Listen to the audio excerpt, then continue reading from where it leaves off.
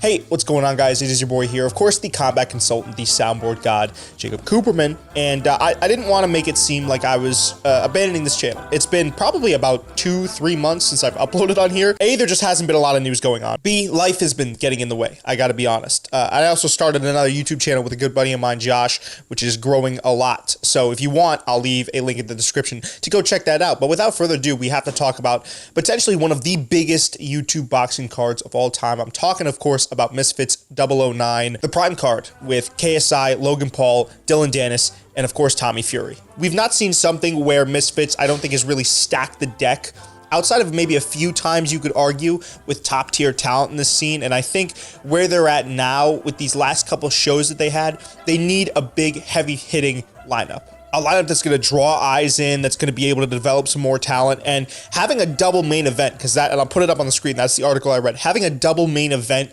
with arguably the biggest personalities in this space is one hell of a way to do it. Then you tack on Salt Poppy, potentially Blueface, right? You have a lot of talent to pull once the Kingpin tournament is done, because I think those are happening around the same time. I'm not sure if there's going to be any overlap there, but if something like that is possible, you get someone like that in there, this could be potentially a great opportunity. But I already said that I wanted to talk about the lead up to this fight with Dillon Danis and Logan Paul. Man, Dillon Danis is, not the best fighter from what I've seen, but also serviceable. I mean, listen, to be McGregor's sparring partner for jiu-jitsu, you have to have at least a base understanding of how fighting works. And some might say, okay, well, that's the ground game, Jake. What about the stand-up? And he's looked pretty janky, to say the least, in footage that we've seen. But I'd argue to say being around McGregor, right? I happen to know his former striking coach.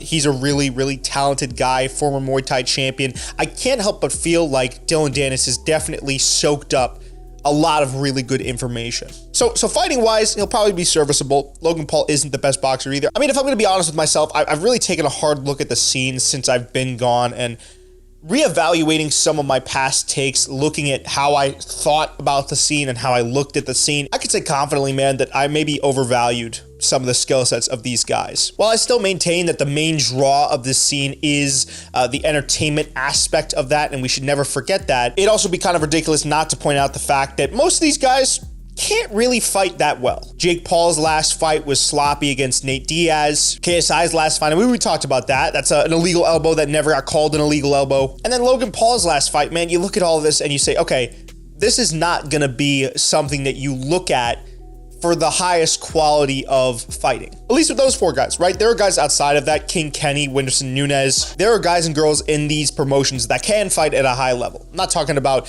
professional boxer high, but at a level to where you could say, okay, I've seen these people fight and they're at the very least well accustomed. No, the true potential in this main event, or this double main event, I should say, is the stakes. Everyone knows Dillon Danis has been talking a metric ton of shit about Logan's girlfriend on Twitter. And Logan himself is in a spot where he's an easily hateable personality. The potential to market is there for the KSI and the Tommy Fury fight. Tommy Fury has kind of now been crowned, or is at least known at this level on this scene, as the guy that takes out YouTubers. KSI is known as the guy that starches people, and in particular, wannabe rich boxers that come from money. Man, I really gotta, you know what I gotta do is I gotta get around some of these fight cards. I gotta be able to market these fights, because it seems like that's the other thing. Aside from breaking down fights, I feel like that's been my best type of video that I've made. And perhaps we could do a press conference breakdown video, because I know there was a lot of stuff being thrown around at one point. Everyone was getting active. So the potential for this double main event to draw eyes, pay-per-view buys, is off the charts, man.